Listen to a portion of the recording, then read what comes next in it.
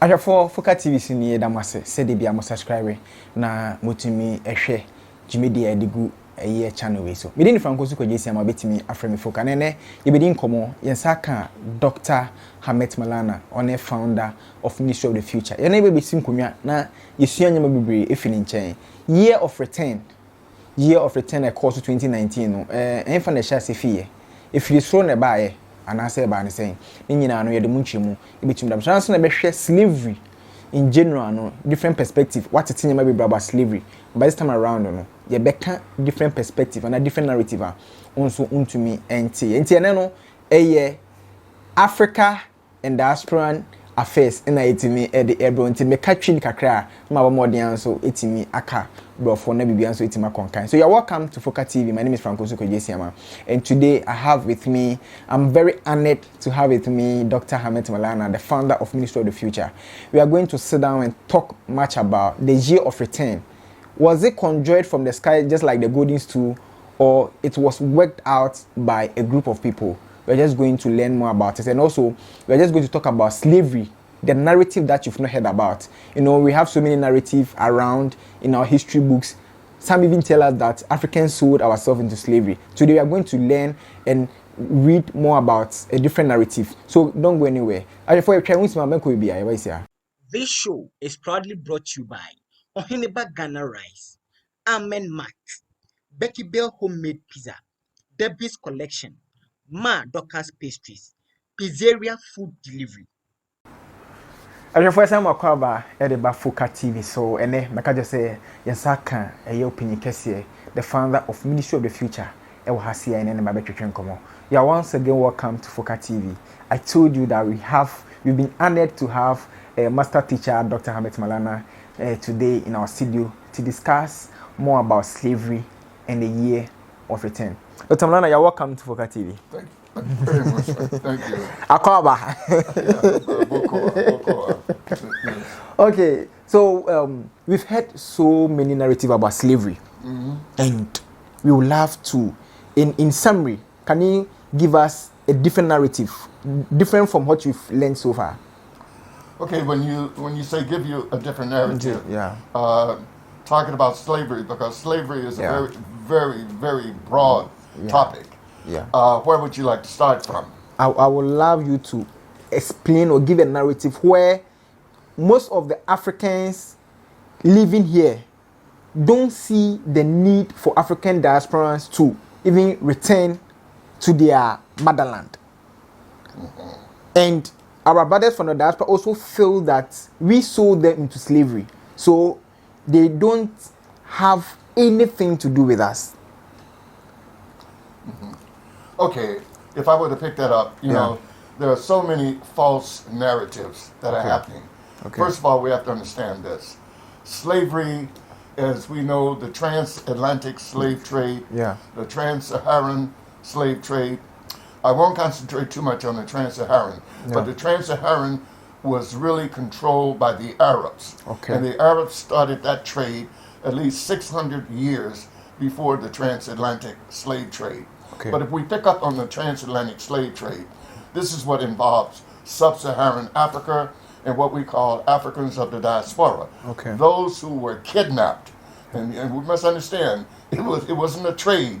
It was actually a kidnapping. They were kidnapped from here, and we know at the time, the peak lasted 400 consecutive years. Okay. And at the peak of the slave trade, transatlantic slave trade, there were 66 slave forts. Now this is where Ghana, formerly the Gold Coast, Ghana comes in very important here, because out of the 66 slave forts that began in Senegal, and they continued to build them all the way down to Angola, out of the 66, wouldn't you know it, Ghana, the Gold Coast, had 46. I repeat that. Out of the total of 66 slave forts of the 400-year transatlantic slave trade, out of the 66 slave forts, Ghana, the Gold Coast, had 46. Okay. So that's why there is such an affinity of the Africans of the diaspora, if you will, with West Africa, rather than East Africa, North Africa, or South Africa. Okay. You understand what I'm saying? Yeah. Because the slave coast is stretched from Senegal all the way down to Angola. Now you do the mathematics. Okay. If there were 66 in total, and Ghana, the Gold Coast there, at 46, do the mathematics. Either the majority of those kidnapped either are from Ghana, which we know they are not from Ghana, not all, or they came through Ghana. So Ghana was a major player. The Gold Coast was a major player. Now to get to the second dimension of your question, the Africans of the diaspora, why do they claim or blame the blame game? You know, there's a lot of room to go around for the blame game. We should not be in the blame game right now because who profits? Who profits from us accusing each other? It is the kidnapper himself, the culprit. But we know for a fact, it would be remiss of me not to say that many of our chiefs and queen mothers participated in selling their own into slavery. We know that. But for the lounge share in the masses of our rulers, the masses of our people fought against, they fought against this for over 400 years. So we were never in agreement with selling our people into slavery. That has to be made clear. Now, the other dimension of your question is did the narrative that is being pushed today, the year of return, the right of return, did it fall from the sky? Well, you should know right there, inherent within what I just said a moment ago, that no, the year of return, the right of return did not fall from the sky. We must understand the first victim of the kidnapping, and let us be clear about that. The kidnapping of our people just did not begin on the coast. It began in the village, in the villages, meaning that the villages were purged, ravished by these evil forces. And in order for the invaders to kidnap one villager to take into slavery, they had to kill 7 defending that one. This is in history, so this is not anything conjecture. No. And so we look at that, and this went on for 400 years.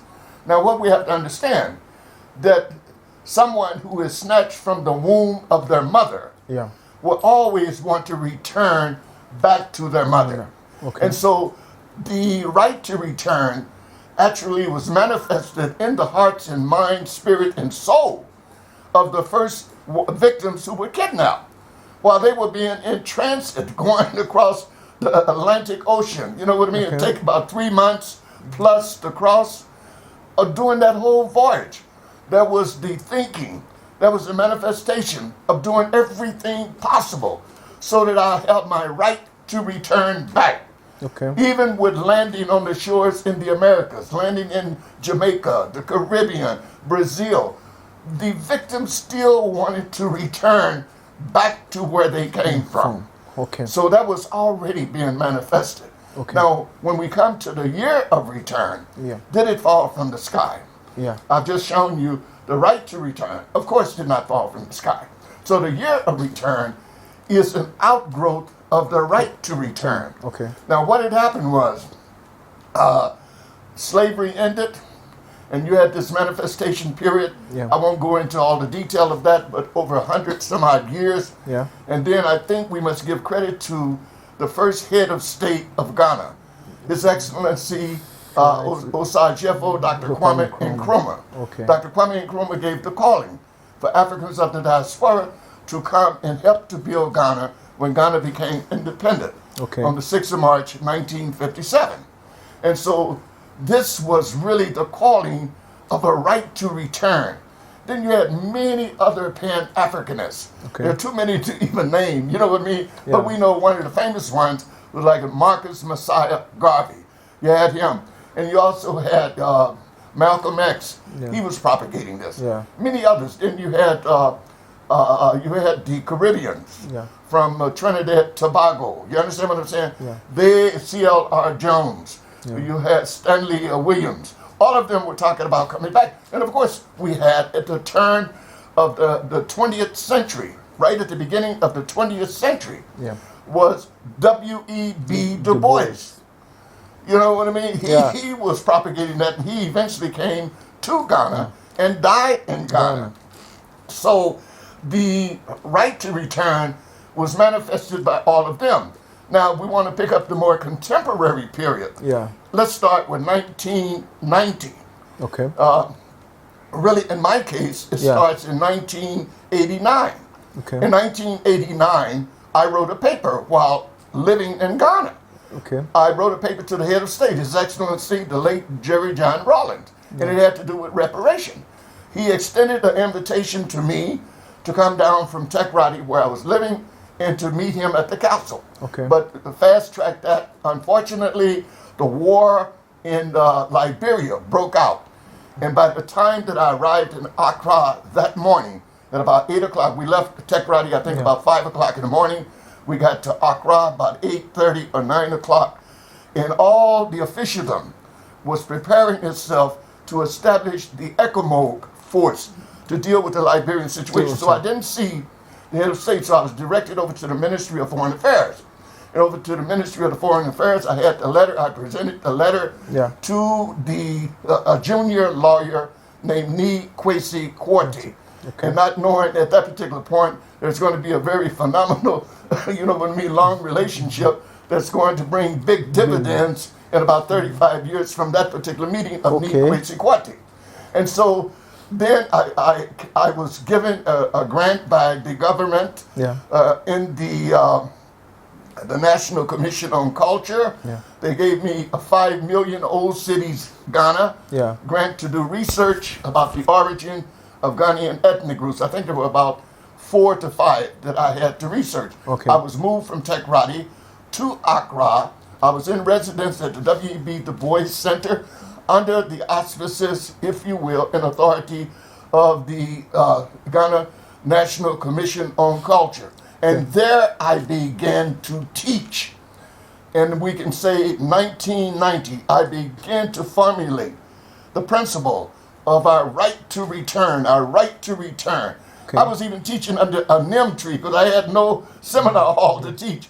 And so then Sister Imakus and her husband, the late Nana Ben, they came in around 1991, 1992. Then Fiancra came around 1993.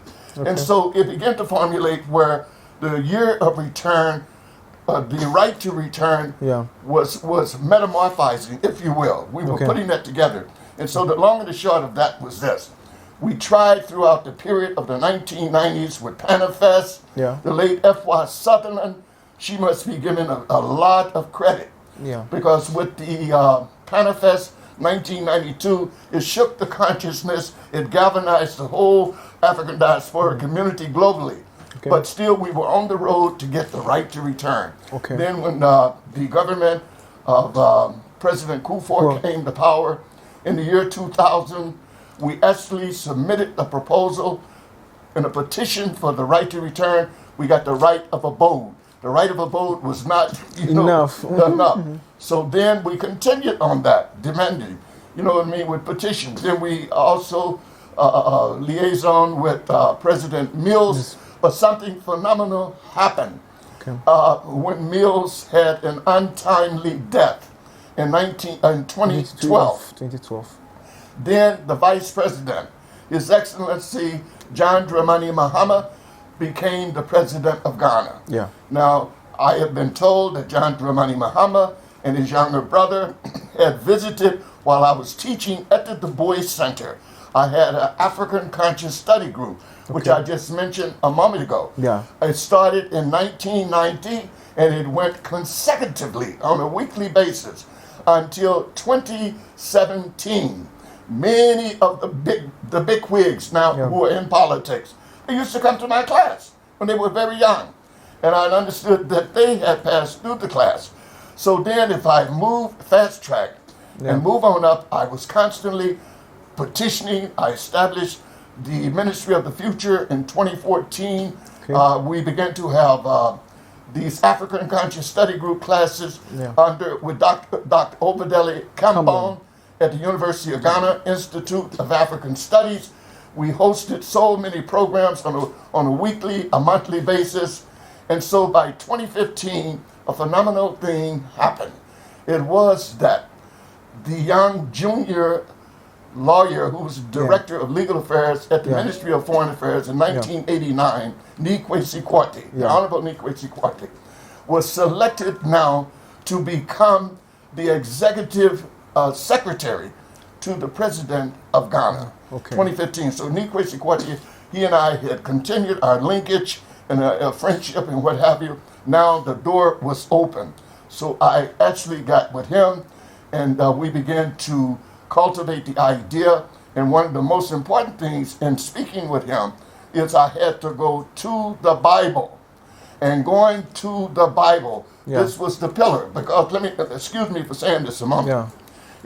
There are two principles. If anyone wants to get the attention of a Ghanaian or an African, especially coming from outside, in order to get the principal attention of a Ghanaian, you put US dollars on the table. The Ghanaian will give you his undivided attention. Or you invoke the Bible and talk about Jesus Christ. Since I did not have the money, I invoked the Bible. And it was a true fact that this passage in the Bible, Genesis chapter 15, verses 13 and 14, I presented that to Nikwesi Kwate and told him the people that they are talking about in that passage in the Bible, it is us, those Africans who were kidnapped from here and taken to a foreign land, spent over 400 years. Now we are coming home, and it says at the end of it, the Most High would judge the ones who kidnapped you. And the Most High would deal with that entity that kidnapped the children. And I feel that this was a situation where it would be able to convince the president to actually give citizenship to Africans of the diaspora. So the long and the short of that, if I may say right here, I presented a proposal. Do you want me to stop right now? No, I'll just try to come in, then you continue from there. One thing that I wanted us to talk about is, aside you trying to do all these things, you've mentioned so many people who started all this right of return, starting from Marcus Mosiah Garvey straight to so many, let me say, freedom fighters and activists who were trying to preach and send the message across. When you got here and you started all this thing, who was really supporting you financially? Well, to be quite honest about you, man, this basically was coming out of my own little minuscule resources. In other words, I've always been very industrious, a writer and a lecturer. I began to lecture for tour companies. I began to write a book. I wrote 2 books. I began to write essays. I put my things on sale at the Art Center. And I must say there was a brother also in the islands that lent himself, the elder Gilbert Trott, Elder Gil Trott. He assisted me as much as he could on a monthly basis. But other than that, there was no support. And mind you, the 17 years that I gave of my life teaching at the W.E.B. Du Bois Center, I didn't receive not one pesewa of compensation. That is something that the Almighty had just told me that is my mission. And of course it paid off, because all of those 17 years were leading me up to the point of being able to do something that most of my people have never been able to do. And we accomplished that. And when I say we, there were other people around me, but I was like carrying the ball to get the goal. In other words, I was able enough to get a sitting head of state to convince the government of Ghana to give collectively citizenship for the first time ever on the African continent, to give citizenship collectively to Africans of the diaspora. And of course, the Honorable Nikwesi Kwate was very instrumental in helping me to do that, because he was the secretary, executive secretary to the head of state. But he and I got together, we wrote a narrative on the principles I just said a moment ago. Yeah. And it was a two-tier principle. Excuse me. Aside from the Bible, Yeah. the head of state wanted to know, what does Ghana gain? We know that Ghana had a lot of slave forts and whatever. Yeah, I said, yes, okay, it's based on a two-tier principle. The first principle is simply this. It should be a moral obligation for Ghana to give us citizenship. We never asked to leave this continent. Yeah. We never asked to leave Ghana. We were kidnapped against our will. Yeah. The head of state understood that a moral obligation. Yeah. The second tier was to bring economic added value to the economy of Ghana. And I said, I cannot speak for all the African diasporas of the world, but I can speak for African Americans. Yeah. And I know within the framework in the United States of America, that African Americans have a multi-trillion-dollar purchasing economy. And I said to the head of state, if you give African Americans the sovereign right to be citizens of Ghana, they will take their savings and put it in the investment centers here in Ghana. You understand what I'm saying? Yeah. And so that was something that really, I believe, really took a lot of interest of the head of state. But I said, if you give them on the second tier, give them citizenship, they will put their money into Ghana. And if we could just get 1/10 or 1% of that multi-trillion dollars, we can turn this economy around. And what we did, let me add this before you come in with your question. And the evidence of that is, like they say, the proof is in the eating of the pudding. Yeah. The evidence of that is in the year of return. That it has been, it's been rumored that it was about over 3 billion, but it's been printed that the government of Ghana received $2.2 billion from Africans of the diaspora in that year. Okay, so let's move straight back to when you met Honorable Kwesi Kwate. You were talking about you using the Bible and quoting Genesis chapter 15, verse 13 and 14. Can you please tell us, is it biblically proven, and is there any prophecy in relation with our brothers in the diaspora with the transatlantic slave trade? Yes, because look, first of all, those people in Israel who claim that they are the children of Israel or the Hebrews, it is not true. It is not true. Even there are passages in the Bible. Well, I think that it said that they even told Jesus that they had never been enslaved. So there is absolutely no evidence whatsoever to show any proof that there was a people enslaved for 400 years, taken to a foreign land, taken from the womb of their mother, other than Africans, descendants of the transatlantic slave trade. Now that has to be clear. That is written even in the United Nations with the Durban Conference that wrote in the Universal Declaration of Human Rights, it is a crime committed against humanity. What was done. So they never said that with what happened in Israel. We know that in Israel they lost in World War II about 6 million. But we know with the transatlantic slave trade, according to UNESCO, in a summary conference in 1974 in Haiti, Port-au-Prince, they said a very modest, apologetic estimate that 210 million Africans were murdered during that 400-year period of the transatlantic slave trade. And let me add this too. And you see, one of the things that in the year of return that had been overlooked and still is overlooked. The overlooking of the fact is that this movement of the children in the book that I just quoted you a moment ago in chapter 15, Genesis, King James Version, chapter 15, verses 13 and 14. This is, this is a spiritual. If you look at it on a scale from 0 to 100%, that is the coming back to the source. About 90% of this movement of the children coming back to their motherland, it is spiritual. It is not all material. So you're dealing with a spiritual force. In other words, the Exodus. Yeah. And one has to be extremely careful when you are trying to relate to this happening, because it's a phenomenon. Okay. It is a spiritual force of our brothers and sisters who are coming back. And I'm saying there is the power of the Creator involved in this. Okay. And we see as the result the wrath that has been talked about that would be falling upon those who manifested these crimes against humanity.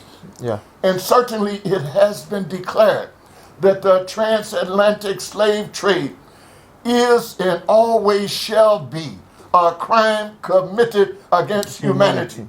It is enshrined in the United Nations Charter in 2001 in the Durban Conference in South Africa. Okay. So what is happening is now is the judgment is no longer. You're looking at the execution of judgment.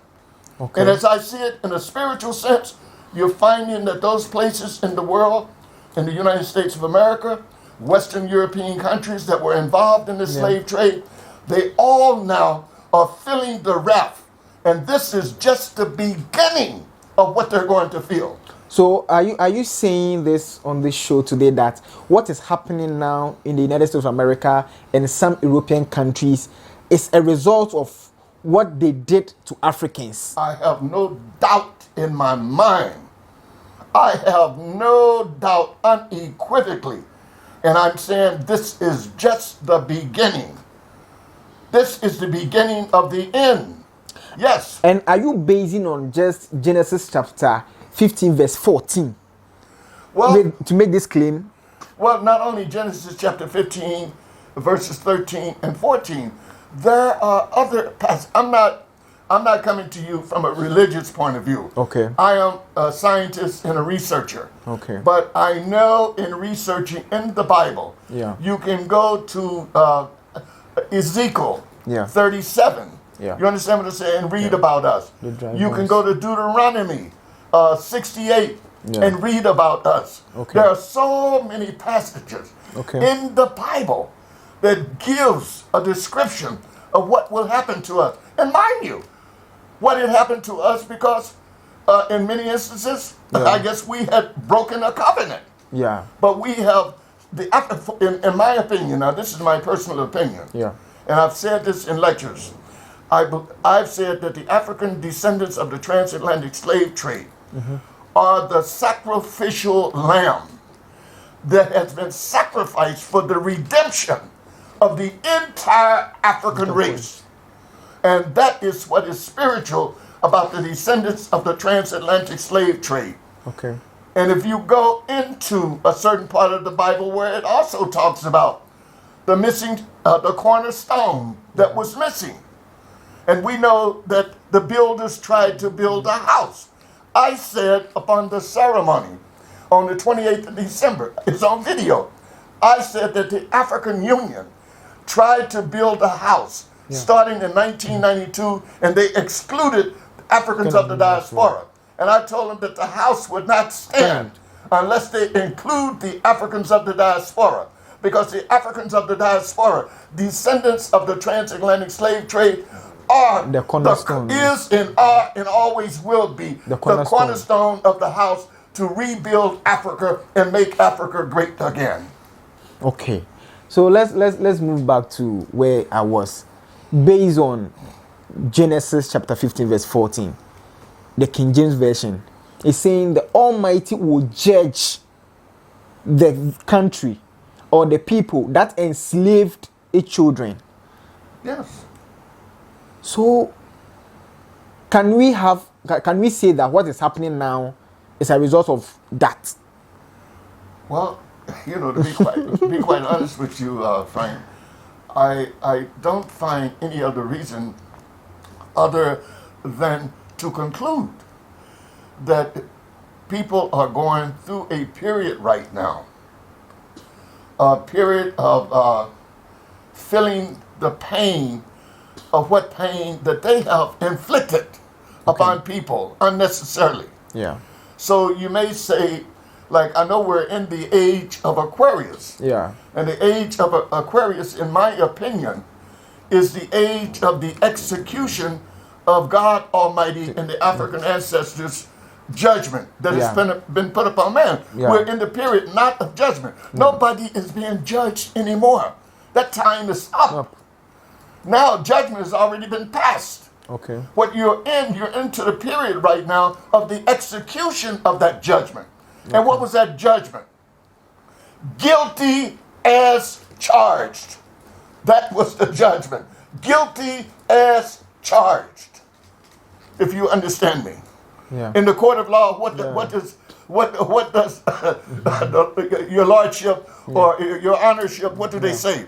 If you're guilty, guilty as charged. No argument. So the evidence is there. Okay. No one took Delta Airways 400 years ago to leave from African continent to fly to America. No one took United Airways or Ghana Airways. Okay. People were kidnapped against their will. Okay. And they were treated lower than the lowest animal on the earth for a period of over 400 years. And it says plainly in the book that God Almighty, at the end of that period, those children would come out with great riches and great substance and return to their motherland. And that God Almighty would judge the perpetrators who actually did the damage to the children. Yeah. And this is what is happening in America, and it's happening in Europe. And as I said, and if I say Makwaba Ediba FOKA TV, so yene the founder of Ministry of the Future, Dr. Maulana and Efua Common. Yeah, Kwame Nkrumah say after Bromo Brave 1990 na BBC year 2019 no. Na me say the turning point no was 2019 Derby. Turning point no was 2016. And 2016 and a turning point in Ankasa 18 eba because after almost struggle ni bibia no in 2015 and His Excellency Kwesi Kote no executive secretary to the president at that time no Dr.Maulana and no itimi ekomuntuma boa no itimi boaye ema that time President John Dramani Mahama modern award the citizenship that was in 2016 the Mr. Mo turning point no happened in 2016 it no ye court na asa koton ko twene so me ko bibia but Maulana let's move straight before we go to the turning point. We don't, most people, I would say I'm part of them, we don't know the difference between the right of return and citizenship, because somebody might feel, oh, I've gotten a Ghanaian citizenship. A Brazilian can have it, a German can have a Ghanaian citizenship, even the Europeans, that is the UK, the London, and they also have Ghanaian citizenship. So what is the difference between the right of return, the Ghanaian getting a citizenship, and the G of return? Well, let me say it this way. Yeah. When we're talking about citizenship, yeah, citizenship, of course, it acknowledges you as having to be a sovereign of a particular nation, yeah, that you can claim that you're a citizen. They give you a piece of paper, and that's it. Yeah. And irrespective of your race, irrespective of your past history, irrespective of anything around you, you're entitled to the constitutionality of a nation that will grant you citizenship. Yeah. But here's the case now. Our scenario is entirely 180 degrees different than that. Okay. The African descendants. Now, I want to make that perfectly clear, ladies and gentlemen, brothers and sisters. We're talking about the African descendants of the 400-year transatlantic slave trade, okay, meaning that the African descendants of the transatlantic slave trade, which is called the African Diaspora, the true African Diaspora, yeah, were kidnapped, meaning that we were already children of the soil of this land. Okay. We were of the roots in the soil of this continent of Africa before we were illegally, against our will, snatched, kidnapped, and taken out.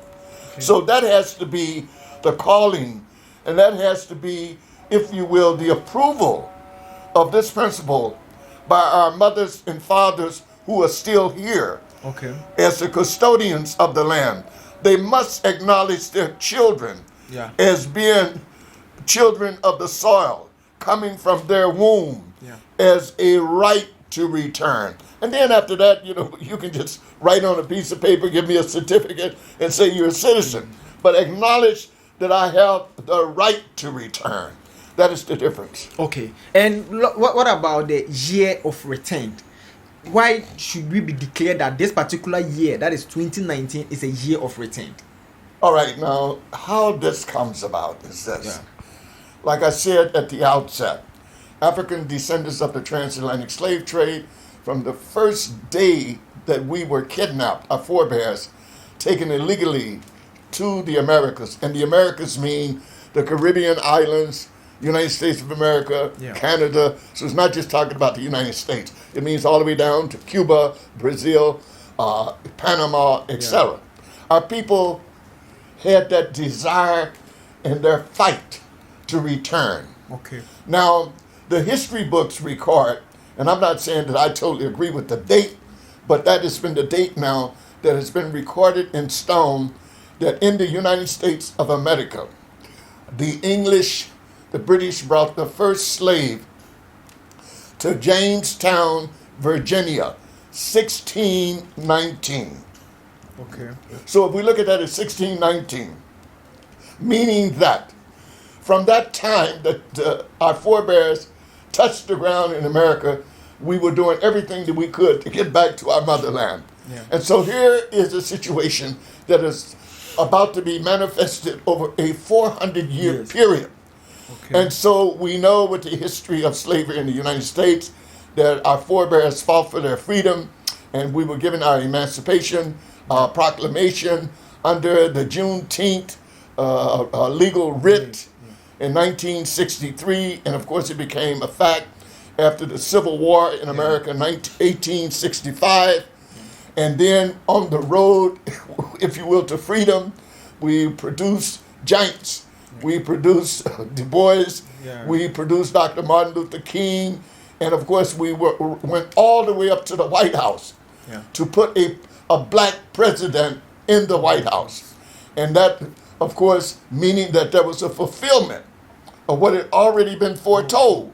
And so by 2019, the Africans in the Americas, what you call African Americans, had been able to manifest, if you will, a principal ideal that was now reduced to a law that would be celebrated in 2019, 400 years of slavery. And that's so, and like that identifies with the Bible. And so the former head of state, President Trump, he had to sign it. He signed that in 2019. It was a House bill that found its way from the Africans of the diaspora in the movement all the way up to the House of Representatives, all the way up to the Senate, and it became a legal House bill that will be in August the 1st, I believe, 2019 would be the end of 400 years of captivity, so-called. Now, you have to understand, those of us who were here in Ghana, going back to where the turning point was that you mentioned a moment ago, we were far ahead. We had already started this right to return. And in 2016, we were able enough to get citizenship for our people. And then the government that was in power then, the NDC, lost the election. A new government came in, the NPP. And it is a fact that the NPP, in the office of the president, Deputy Director of Diaspora Affairs, invited Ministry of the Future. Me being the founder, I went there with 3 of my colleagues. Excuse me, we were told to bring no more than 4. The purpose of that meeting was for us to explain the dynamics of how we went about getting citizenship under the previous government. Because this new government coming in now would like to pick up the momentum on that and take it even to another level. by getting many more, which did happen. So I sat there, I explained the whole dynamics of how I taken the bull by the horn, sort of speaking, with the help of some of my members, and we had written a narrative, blah, blah, blah, like I said, based on two principles, based on the moral obligation and the economic benefits that we could bring to Ghana. So this was really an idea, if you will, of the year of return. So along the line, somewhere somebody picked up in the political parties is, well, if they're, now this was in 2017, I just said a moment ago, on the 22nd of January 2017, where the explanation of this was done, where I drew the blueprint, all the detail. Now we're going into the year 2018. And so we know in 2018, His Excellency, the President of Ghana, at the, I think at the United Nations in September, had given the call that Ghana would like to be the host country to celebrate the ending of 400 years of slavery that would be acknowledged in the United States of America.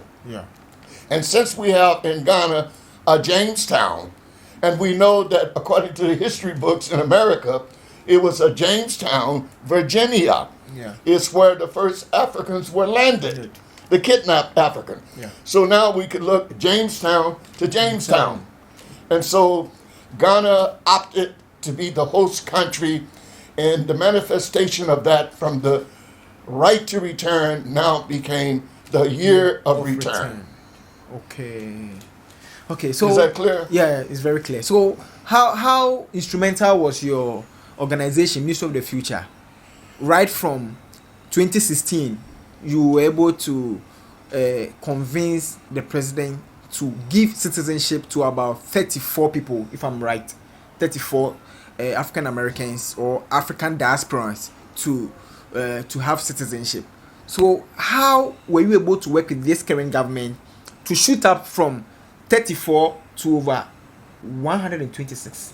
Well, from that visit, at the government's invitation that I just mentioned a moment ago on the 22nd of January 2017, Ministry of the Future now began to manifest and really accelerate the process, because now we knew we had a new government coming in that was in power. They wanted to work with us. We started liaisoning with the office of the president, and to make a long story short, by the 22nd of November 2018, Ministry of the Future had compiled a list of 232 applications of Africans of the diaspora who desired to get their Ghanaian citizenship. And Ministry of the Future, and I bear witness, I personally walked with those applications, because I was instructed to do that, over to the Ministry of the Interior with a cover letter based upon the two principles that I mentioned to you a moment ago. The two-tier. I wrote a narrative, 2 pages, and I used statistical data to back up this about tourism. We could help to promote that. We could help bring billions of dollars to Ghana. You understand what I'm saying? Ensuring that PANAFEST, Emancipation Day, all built around the diaspora. And bringing the diaspora, and of course continental Africa, but bringing the diaspora and their revenue to Africa or to Ghana. I put this in this particular cover letter with the applications, 232. So the long and the short of that, after submitting that to a copy to the head of state, a copy to the Minister of the Interior, a copy to the Director of Diaspora Affairs, and I believe I sent one to the African Union, to the Honorable Kwame Nkrumah. Now then, that was on the 22nd of November, 2018. And so, lo and behold, on the 28th of May, 2019, the state newspaper, the Daily Graphic, printed a big whole cover page in the middle that His Excellency the President has approved over 200 applications to be of African diasporas to become Ghanaian citizens. I jumped, all of us in Ministry of the Future, we jumped with joy. We were so happy. That was on the 28th of May, 2019. And so it became evident by the month of November, we began to get invitations to set up, to start preparations for the ceremony at the banquet hall. It wasn't, we didn't have the date, but we were invited over to the office of the president. We met there upon several occasions. My secretary, Sister Asedu, her name is slipping me right now, but Sister Asedu, she came over there with us. Millie Tucker, Asedu, and a couple of others. And we went and liaisoning with government officials, the Honorable Akwasi Ababio, and it was a situation where we liaisoned with them to try to get the listing of this 232, and I was told at that time that there were an additional 20 that came from other Africans of the diaspora organization that had actually jumped on the bandwagon, and they submitted 20 of them along with our 232. And we were told at the time at the meeting of the office of the president, it was a week before the ceremony. The ceremony would come on the 27th of November, 2019. So if you backtrack a week before then, whatever date that was, it was only about 2 weeks or a week before then, where it was said that His Excellency had approved 252. And we were under the impression that the 252, but then we realized on that visiting occasion that everyone was not going to get their certificate that was approved. So the long and the short of it was that on the night of the ceremony, for the swearing in oath of allegiance to become a Ghanaian citizen, government had released 126 names with certificates, and we were told that the balance of the 126 would come later.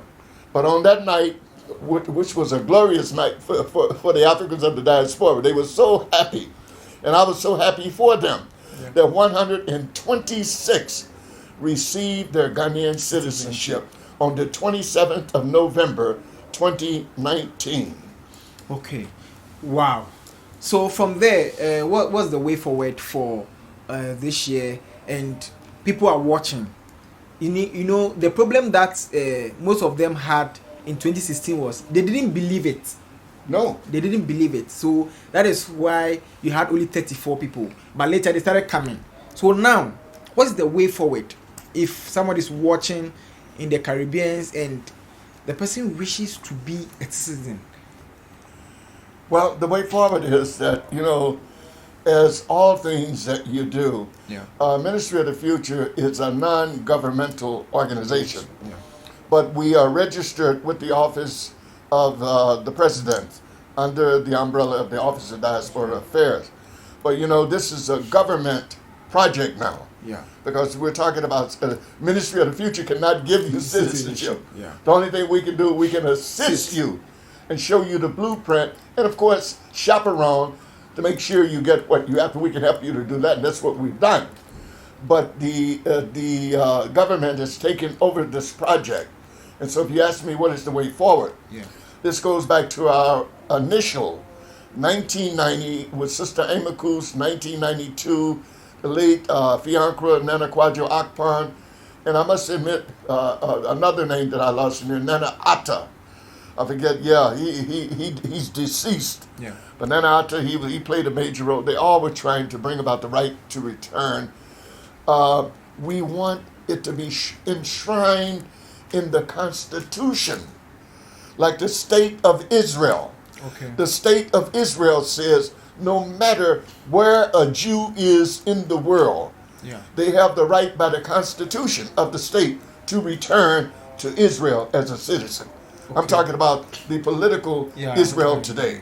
So we feel that we have felt all along that our requests and desire to be Ghanaian citizens should not be predicated upon a yearly begging, sort of speaking, would you please give us in? Let's enshrine that in the Constitution. So irregardless or irrespective of what government is in power, you understand what I mean? It's in the Constitution that we are entitled, if we desire and meet the criteria. And lo and behold, it has finally come to a reality. And I want the viewing audience to understand that these things that I'm talking about didn't fall from the sky. These things, there was hard work, sacrifice by many of us, spending our last petswa selflessly, to help our brethren and sisters to come home. And so lo and behold, right now, the government of Ghana effectively, in the year 2021, has finalized a bill called the Ghana Homeland Return Act. And my understanding now in 2022, the bill has been completed. I contributed submissions to the language in the bill to make sure that the descendants of the transatlantic slave trade was mentioned, rather than just, as we had learned earlier, you're talking about African Americans. We are Africans of the diaspora, but even Africans of the diaspora must be specifically defined. And I said it should be descendants of the transatlantic slave trade. And to the best of my knowledge, they have inserted that into the Constitution of this particular bill. And it's called the Ghana Homeland Return Act. You can look it up on Google, it's there. But it needs to be signed by the head of state. That is the way forward. And Ministry of the Future is continuously taking applications. And we intend for our applicants to benefit under this law, because Ministry of the Future is one of the pioneers that fought for this. And we did it over a period of 35 to 40 years. So we're not joking. So if you want to get your Ghanaian citizenship, connect with Ministry of the Future, and we will help to take you forward to make sure that you get your Ghanaian citizenship under this new bill that is about to come out. Okay, so we need to place the contacts and address on the screen, right? Yes. Okay. So we have the contact, the numbers. You can visit the website to www.ministryofthefuture.com for more information about the citizenship application and everything. Dr. Maulana, before we go, do you have anything else to tell our viewers? Well, not really. The only thing that I can say, based upon my period of time that I've lived on the African continent, I would entreat every African of the diaspora to make preparations to have a plan B. I want to repeat that. Make preparations. Have a plan B to get out when an emergency happens in your part of the world. Because I do believe some serious emergencies are going to take place in your part of the world. And you must have a home away from home, a home that you can return to, and that is your motherland. If something happens to Irish who's living in America, the Irish person would go back to Ireland. If it happened to the Japanese would go back to Japan. If it happened to the Italian would go back to Italy. It happened to the British would go back to Britain. The German would go back to Germany. But the African American, there's no country called African American. Where will you go if a crisis breaks out and you don't have an alternative to stay where you are? You must look to Africa for your future. Those in the Caribbean, they also must look to Africa. Africa is a humongous continent, and it was made to be humongous to support its children to return in these last days that we're in right now. So if you're asking me what is my message, my message is simply this. Make sure you get your paperwork, your passports in order, and have a plan B. Contact Ministry of the Future. We will give you the blueprint and roadmap on how to come home. May God bless you. Okay. May God bless you. Thank you for your time today. Dr. Maulana Netin kase yene ne twetwe nkomo na wakasa bebre na kasa wakani nyina ne tofa bomun ene ye baby okan ya ye very very very crucial pan say o say owo abrochi na we African Diaspora and now we African American na say wo hwe ya me pa cho nya plan B nya plan B pa fi say bia na bibie ba bisi je se umpe another kwan bia obetimi e de abafie fi se obi Germany ni e wo America na se bibisi a obesi akọ Germany se obi ofi London e kọ America na bibisi a obesi akọ back to London nanso ye ni kuro bi e wo wiase a ye frɛ no African American and na say country I friend African American be new sa and one say ye beba back to bibi a ye mame ene ye papa nom enso anan nananom esu efi etino ha say ne brema kwani dwuma de nyina tumi esi e de mame de Franco so kejesi ama Ebenezer Frimpong and afin so W Jackson Sewakoto and afin so Benny Spain no nyina mutumi bo production ama bia etimi e konka e de ma Mr.